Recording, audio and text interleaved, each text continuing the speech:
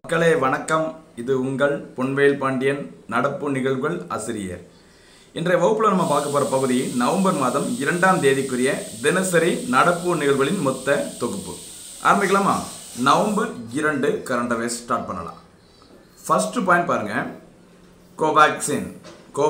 கோவேக்சின் தொடர்பான ஒரு செய்தி பாருங்க. கோவேக்சினிற்கு ஆஸ்திரேலியா அங்கீகாரம். சரியா? கோவேக்சின் என்பது ஹைதராபாத்தை சேர்ந்த பாரத் பயோடெக் நிறுவனம், ஆக்ஸ்போர்ட் பல்கலைக்கழகம், அஸ்ட்ராசெனகா நிறுவனம் ஆகியவை இணைந்து தயாரித்த ஒரு கொரோனா தடுப்பு மருந்து தான் கோவேக்சின். சரியா?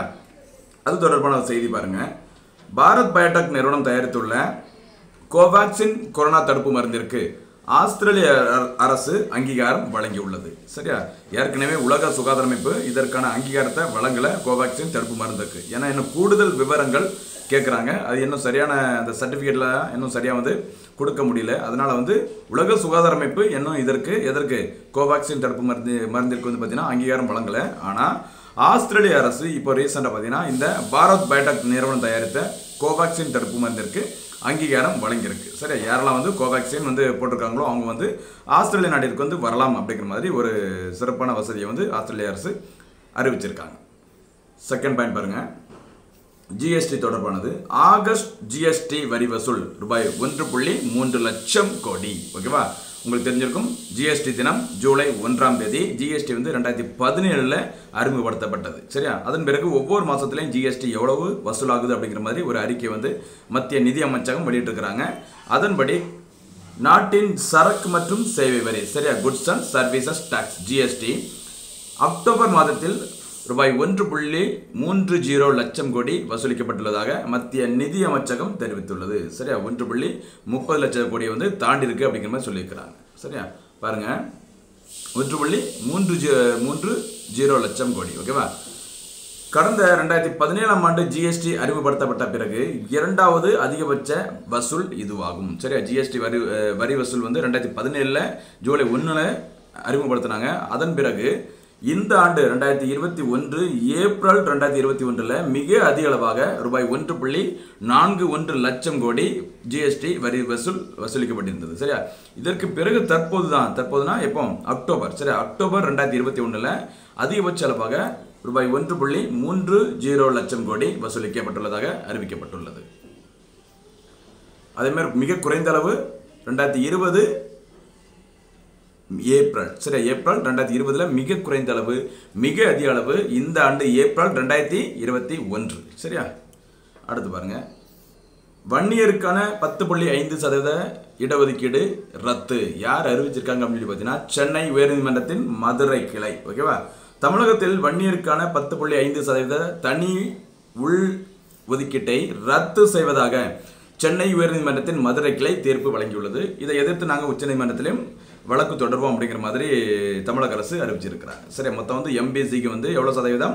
20%. அதில் 10.5% வன்னியர்களுக்கு வழங்கப்படும் அப்படிங்கிற மாதிரி சொல்லியிருந்தாங்க.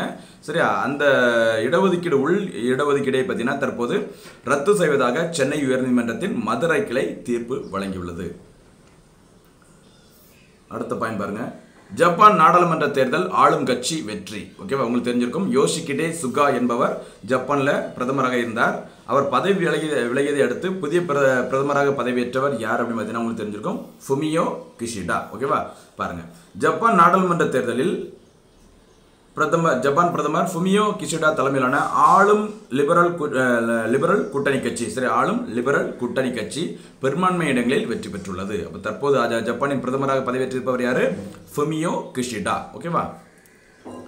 நெக்ஸ்ட் அடுத்து பாருங்க, அடுத்த பாயிண்ட் 2020ஆம் ஆண்டிற்கான அந்த வார்த்தையை பார்த்துக்கோங்க, அந்த ஆண்டை பார்த்துக்கோங்க. 2020ஆம் ஆண்டிற்கான தேசிய விளையாட்டு விருதுகள். சரியா? தேசிய விளையாட்டு தினம் ஆகஸ்ட் 29 உங்களுக்கு தெரிஞ்சிருக்கும். சரியா?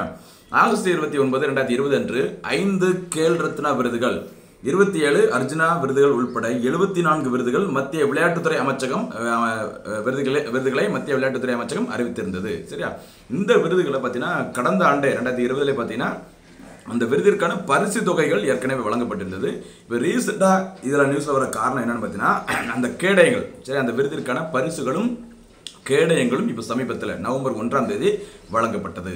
தற்போது மத்திய விளையாட்டுத்துறை அமைச்சராக இருப்பவர் அனுராக் சிங் தாக்கூர் ஆவார். ஓகேவா?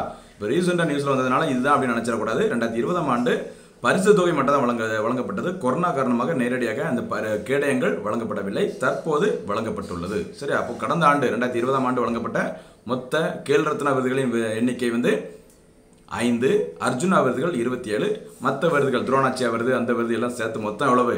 74. 2020ஆம் ஆண்டிற்கான ராஜீவ்காந்தி கேல் ரத்னா விருது பெற்றவர்கள் யாரெல்லாம் அப்படின்னு பார்த்தீங்கன்னா, ஒன்று ரோஹித் சர்மா, ஹிட்மேன் ரோஹித் சர்மா, மாரியப்பன் தங்கவேலு உங்களுக்கு தெரிஞ்சிருக்கும். எந்த ஊரை சேர்ந்தவர்? சேலம் மாவட்டம் வடக்கம்பட்டியை சேர்ந்தவர் மாரியப்பன் தங்கவேலு. பேரா ஒலிம்பிக்கில் மாற்றுத்திறனாளிகளுக்கான அந்த ஒலிம்பிக் போட்டி 2016 ரியோ டி ஜெனீரோ ஒலிம்பிக் போட்டியில் தங்கப்பதக்கத்தை வென்றிருந்தார். உயரம் தாண்டுதல்ல. இவர் ரீசெண்டாக பார்த்தீங்கன்னா ஜப்பான் டோக்கியோ பேரா ஒலிம்பிக் போட்டியில் வெள்ளி பதக்கத்தை வென்றிருந்தார் மாரியப்பன் தங்கவேலு. அவருக்கும் ராஜீவ்காந்தி கேல் ரத்னா விருது அறிவிக்கப்பட்டது, வழங்கப்பட்டுள்ளது. அடுத்து டேபிள் டென்னிஸ் போட்டியில் மணிகா பத்ரா, மல்யுத்த போட்டியில் வினேஷ் போகட், அப்புறம் பார்த்தீங்கன்னா மகளிர் ஹாக்கி அணி மகளிர் ஹாக்கி அணியின் கேப்டனான ராணி ராம்பால் ஆகிய 5 பேருக்கும் ராஜீவ்காந்தி கேல் ரத்னா விருது வழங்கப்பட்டது. முதன்முறையாக ராஜீவ்காந்தி கேல் ரத்னா விருதை வென்றவர் யாரு தெரியுமா? ஞாபகம் இருக்கா? விஸ்வநாதன் ஆனந்த். சரி, ராஜீவ்காந்தி கேல் ரத்னா விருது என்பது விளையாட்டுத்துறைக்கு வழங்கப்படும் மிக மிக உயரிய விருது தான் ராஜீவ்காந்தி கேல் ரத்னா விருது. இந்த விருதை பெற்ற முதல் நபர் விஸ்வநாதன் ஆனந்த். பாருங்க, ராஜீவ்காந்தி கேல் ரத்னா விருது என்பது விளையாட்டுத்துறைக்கு வழங்கப்படும் மிக உயரிய விருதாகும். தற்போது இந்த விருதின் பெயர் மாற்றம் செய்யப்பட்டுள்ளது. மேஜர் தயான்சந்த் கேல் ரத்னா விருது என மாற்றம் செய்யப்பட்டுள்ளது. சரியா? ராஜீவ்காந்தி கேல் ரத்னா விருதின் என்ன விருதை என்ன பேர்ல மாத்திருக்காங்க? மேஜர் தயான்சந்த் கேல் ரத்னா விருது. அது தவிர இப்போ ரீசெண்டாக உங்களுக்கு தெரிஞ்சிருக்கும், நடப்பாண்டிற்கான 2021ஆம் ஆண்டிற்கான ராஜீவ்காந்தி மேஜர் தயான்சந்த் கேல் ரத்னா விருது 11 பேருக்கு பரிந்துரை செய்யப்பட்டுள்ளது. 35 அர்ஜுனா விருதுகள் பரிந்துரை செய்யப்பட்டுள்ளது. இதெல்லாம் பின்னாடி அபிஷியல் அனௌன்ஸ் பண்ணதுக்கப்புறம் பார்த்துக்கலாம். ஓகேவா? இது வரைக்கும் பார்த்தது 2020ஆம் ஆண்டிற்கான விருது. அடுத்து பாருங்க, G20 மாநாட்டில் பிரதமர் மோடி வெளியிட்ட முக்கிய அறிவிப்புகள் பின்வருமாறு. உங்களுக்கு தெரிஞ்சுக்கும், 2021ஆம் ஆண்டிற்கான G20 மாநாடு நம்ம கடந்த வகுப்பிலே பார்த்துட்டோம். இத்தாலி நாட்டில் நடைபெற்றது. சரியா? அந்த மாநாட்டின் போது பிரதமர் மோடி கலந்து கொண்டு உரையாற்றி சில முக்கியமான அறிவிப்புகளை வெளியிட்டார் இந்தியா தொடர்பாக. அது என்னதெல்லாம் அப்படின்னு பாருங்க. ஃபர்ஸ்ட், நிறுவப்பட்ட இன்ஸ்டால் கெப்பாசிட்டின்னு சொல்லுவாங்களா, இன்ஸ்டால் கெப்பாசிட்டி நிறுவப்பட்ட மாற்று எரிசக்தி திறனில் இந்தியா 4வது இடத்தை வகிக்கிறது. அடுத்து இன்னொரு முக்கியமான அறிவிப்பை மோடி வெளியிட்டிருந்தார். என்னன்னு சொல்லி பாருங்க. 2030ஆம் ஆண்டிற்குள் இந்தியாவின் புதை படிவமற்ற எரிசக்தி திறன் 500 ஜிகாவாட்டை எட்டும். புதை படிவமற்ற எரிசக்தி திறன்னா புதுப்பிக்கத்தக்க எரிசக்தி திறன் அப்படின்னு சொல்லுவாங்க இல்லையா, அது 500 ஜிகாவாட்டை எட்டும் அப்படிங்கிற மாதிரி சொல்லியிருக்கிறார். ஏற்கனவே 450 ஜிகாவாட் சொல்லியிருந்தாங்க. இந்த மாநாட்டில் 500 ஜிகாவாட் அப்படிங்கிற மாதிரி பிரதமர் மோடி அறிவித்துள்ளார்.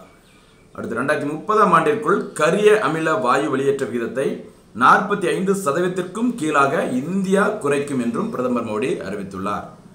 அடுத்து இது ரொம்ப முக்கியமானது பாருங்க. புவி வெப்பத்திற்கு காரணமான பசுமை குடில் வாயுக்கள், கிரீன் ஹவுஸ் கேஸஸ் சொல்லுவாங்க இல்லையா, பசுமை குடில் வாயுக்கள் வெளியேற்றத்தை 2070ஆம் ஆண்டிற்குள் இந்தியா முற்றிலும் நிறுத்திவிடும் அப்படிங்கிற மாதிரி சொல்லியிருக்கிறாங்க. இன்னும் 50 வருஷம் இருக்கு. யார் இருக்க மாட்டான்னு தெரியாது. ஆனால் 2070ஆம் ஆண்டிற்குள்ள பசுமை குடில் வாயுக்கள் வெளியேற்றத்தை இந்தியா முற்றிலும் நிறுத்திவிடும் என்று பிரதமர் மோடி அறிவித்துள்ளார். எங்க? G20 மாநாட்டில். நடைபெற்ற நாடு இத்தாலி. ஓகேவா? நெக்ஸ்ட் எடுத்து பாருங்க. ஒரு கமிட்டி, கடைசி பாயிண்ட், தமிழ்நாடு ஏற்றுமதி வளர்ச்சி குழு. ஓகேவா? கடந்த செப்டம்பரில், சரியா, செப்டம்பர் 2021 தமிழ்நாடு ஏற்றுமதி வளர்ச்சி கொள்கை வெளியிடப்பட்டது. அப்போது தமிழ்நாடு மாநில ஏற்றுமதி வளர்ச்சி குழு அமைக்கப்படும் என்று அறிவிக்கப்பட்டிருந்தது. ரீசன்ட் நியூஸ் என்னன்னு பார்த்தீங்கன்னா, அந்த குழுவின் தலைவராக தற்போது தலைமை செயலாளர், சரியா, தமிழகத்தின் தலைமை செயலாளர் வே இறையன்பு நியமனம் செய்யப்பட்டுள்ளார். சரி, அப்போ தமிழ்நாடு மாநில ஏற்றுமதி வளர்ச்சி குழுவின் தலைவராக நியமனம் செய்யப்பட்டுள்ளவர் வே இறையன்பு. அதே சமயத்தில் தமிழ்நாடு ஏற்றுமதி வளர்ச்சி கொள்கை வெளியிடப்பட்ட மாதம் செப்டம்பர் மாதம் என்ன மாதம்? தேசிய ஊட்டச்சத்து மாதம். அதையும் மறந்துடாதீங்க. ஓகேவா? சரி நண்பர்களே, நம்ம இதுவரைக்கும் பார்த்தது நவம்பர் மாதம் 2ஆம் தேதிக்குரிய தினசரி நடப்பு நிகழ்வுகளின் மொத்த தொகுப்பு. மறக்காம தயவுசெய்து வீடியோ பார்த்தா மட்டும் பத்தாத மக்களே, மறக்காம நோட்ஸை கையால் எழுதி பழகிக்குங்க. அப்போதான் தேர்வில் நமக்கு ஞாபகம் வரும், கேள்விகள் கேட்கும்போது. சரியா? தொடர்ந்து பாருங்க, சப்போர்ட் பண்ணுங்க. மறுபடியும் சந்திக்கலாம். நன்றி, வணக்கம்.